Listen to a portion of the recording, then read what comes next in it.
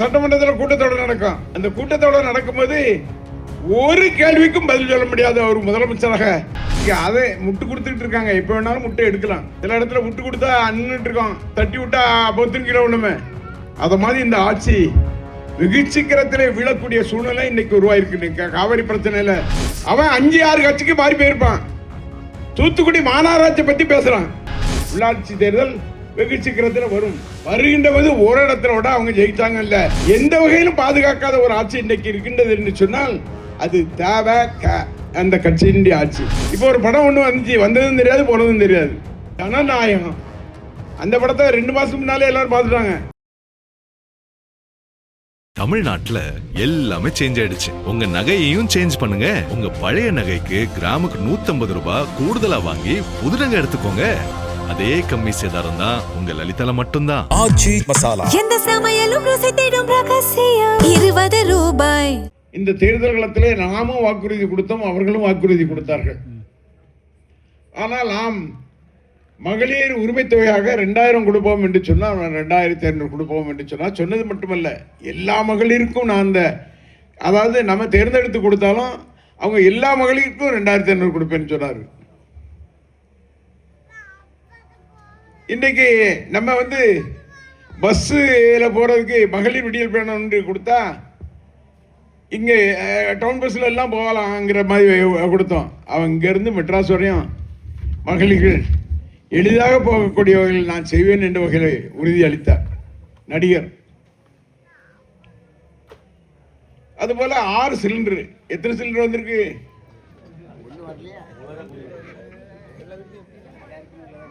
6 cylinder தரேன்னு சொன்னாரு. கல்யாணம் நடக்குன்னு சொன்னா அவங்களுக்கு 1 பவுன் நகையும் 1 பவுன் இதுவும் பட்டு புடவையும் கொடுக்குன்னு சொன்னார். மாமனார் சீரனுக்கு வகையில் இன்னைக்கு 1 கிராம் தாய்மாமன் தங்க மோதிரங்கிற வகையில் என்ன பண்ணியிருக்காங்கன்னா, ஆஸ்பத்திரியில் நம்ம அரசு ஆஸ்பத்திரியில் பிறக்கிற குழந்தைகளுக்கு மட்டும் கொடுப்போம், மற்றவங்களுக்கு கொடுக்க மாட்டோம். அதுவும் ஒழுங்கா கொடுக்காங்களாங்கிறது பார்க்கணும்.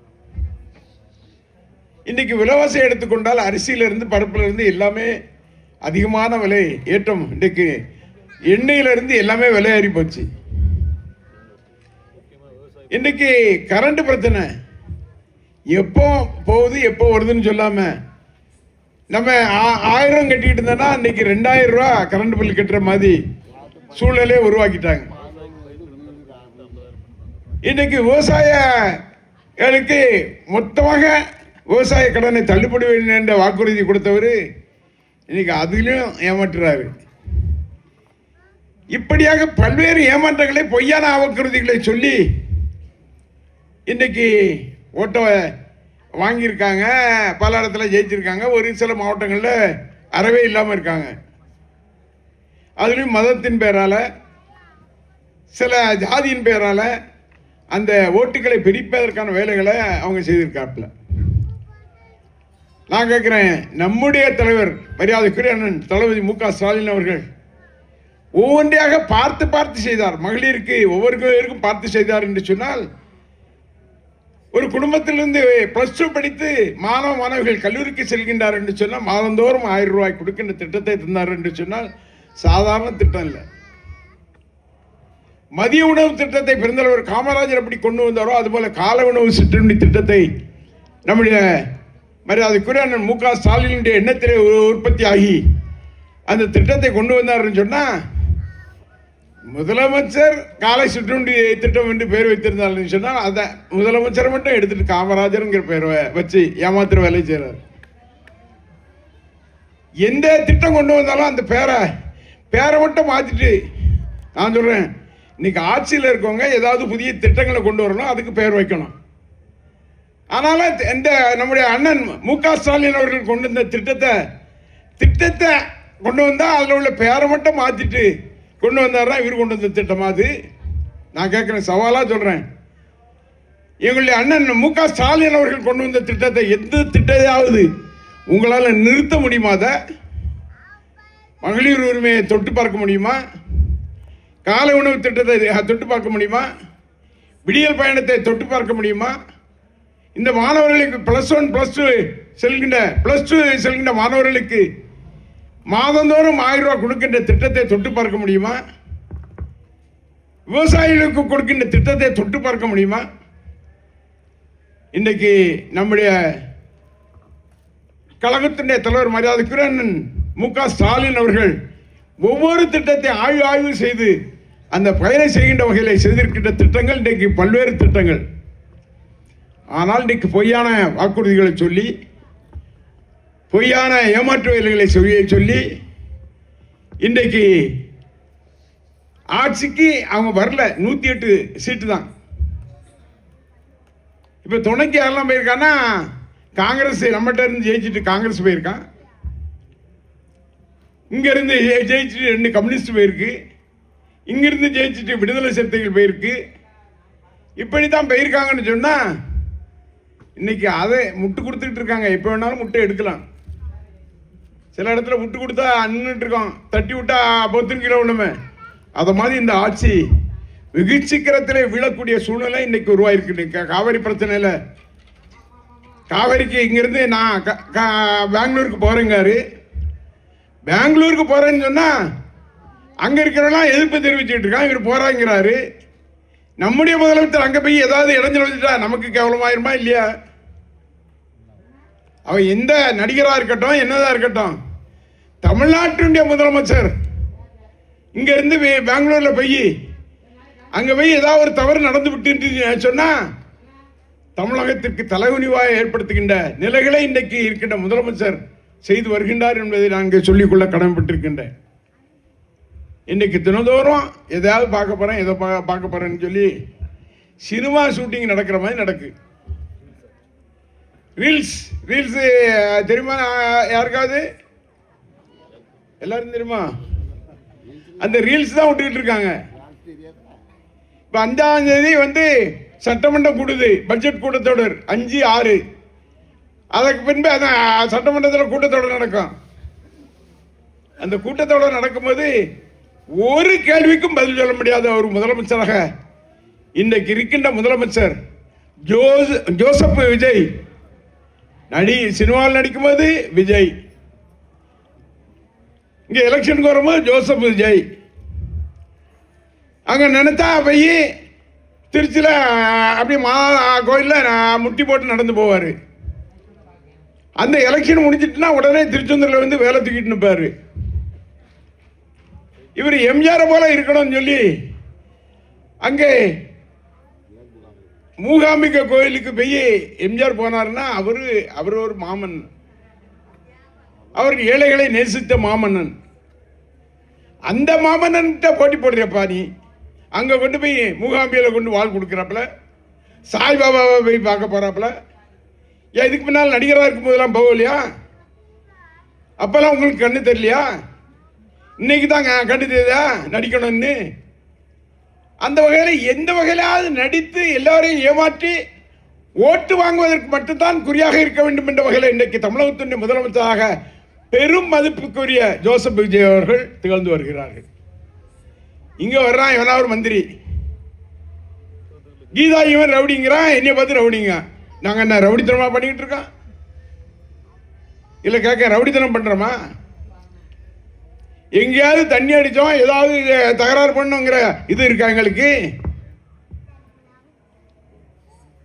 அவன் 5, 6 கட்சிக்கு மாறி போயிருப்பான். தூத்துக்குடி மாநகராட்சி பத்தி பேசுறான். இன்னைக்கு மாநகராட்சியிலே நம்பர் 1 மாநகராட்சியாக தூத்துக்குடி மாநகராட்சி இன்னைக்கு அமைந்திருக்கின்றது. நம்முடைய மேயர் ஜெகன் பெரியசாமி அவர்கள் அக்காக பார்த்து ஒவ்வொரு படிகளையும் இன்றைக்கு செவனை செய்கின்றார் என்று சொன்னால் நம்முடைய மரியாதைக்குரிய அண்ணன் தளபதி மு.க. ஸ்டாலின் அவர்களுக்கு பெருமை சேர்க்கின்ற பணிகளை இன்றைக்கு செய்து வருகின்றார்கள். ஆனால் ஏதோ தூத்துக்குடிக்கு ஏதோ பேசணும் என்ற வகையில் பேசுகின்றார் என்று சொன்னால் எதை வேண்டுமானாலும் பேசலாம். இன்றைக்கு குறிப்பாக சொல்ல வேண்டும் என்று சொன்னால், நீங்க இதுவரையும் 3 மாசம் வந்துச்சா ஏதாவது ஒண்ணு செய்திருக்கீங்களா? கரண்ட் பில்ல அம்படுத்துற பாடு, கரண்ட் தொலைதூரம் கட்டவர கட்டு, அரிசி 10 ரூபா 20 ரூபா கூடியிருங்கிற இது, இந்த நிலை தானே இன்னைக்கு இருக்கின்றது. ஆகவே உள்ளாட்சி தேர்தல் வருகின்றது. உள்ளாட்சி தேர்தல் வெகு சீக்கிரத்தில் வரும். வருகின்றது ஒரு இடத்துல விட அவங்க ஜெயிச்சாங்க இல்ல. ஏன் நம்ம பிராமணுக்கு ஒன்றும் நன்மை செய்யலையா? அவங்க பிஜேபி தான் அவங்களுக்கு நன்மை செய்துச்சா? இல்லை, எதுக்காக நம்ம அந்த தெருவில் ஏதாவது தப்பு பண்ணோமா? எல்லாரையும் நேசிக்கிறோமா இல்லையா? அந்த வகையில் இன்னைக்கு மெயினா என்னன்னா, சின்ன சின்ன பிள்ளைகள் எப்பா இந்த ஒரு தடவை மட்டும் ஓட்டு போட்டுருங்க, எப்பா இந்த ஒரு தடவை மட்டும் ஓட்டு போட்டலன்னா நான் கையில் லேசை ஒட்டிக்கிடுவேன், இப்படியா சொல்லி அவன் ரீல்ஸ் விட்டு விட்டு விட்டு விட்டு விட்டு நம்ம வீட்டில் இருக்க குழந்தைகள், பள்ளியில் படிக்கின்ற மாணவர்கள், கல்லூரியில் படிக்கின்ற மாணவர்களை எல்லாம் ஏமாற்றி, அதுவும் குறிப்பாக பெண்களை அதிகமாக ஏமாற்றி அவன் ஓட்டை வாங்கியிருக்கான்னு சொன்னா, இன்னைக்கு தமிழ்நாடே இன்றைக்கு குட்டிச்சுவராக ஆகக்கூடிய வகையிலே இன்றைக்கு ஆட்சி அமைந்திருக்கின்றது.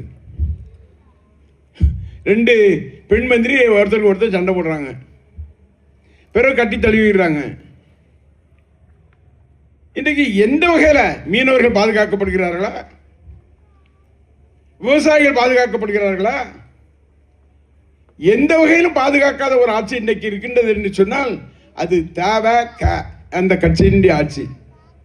நான் கேட்கிறேன், எம்ஜிஆருக்கு ஒப்பிட்டு ஜோசப் விஜயை சொல்றாங்கன்னு சொல்றான். ஜோசப் விஜய் அவர்கள் இதுவரை நடித்து பல்லாயிரக்கணக்கான கோடிகளை சம்பாதிக்கின்ற அந்த நடிகர் எந்த ஏழைக்காது, எந்த தொழிலாளருக்காது, எவருக்காது, பெண்களுக்காது அவர் ஒரு பைசா 100 ரூபாய் கொடுத்திருப்பார் என்று சொல்வார் என்று சொன்னால் அதற்கு பதில் சொல்லலாம். ஆனால் எம்ஜிஆர் அப்படி இல்லை.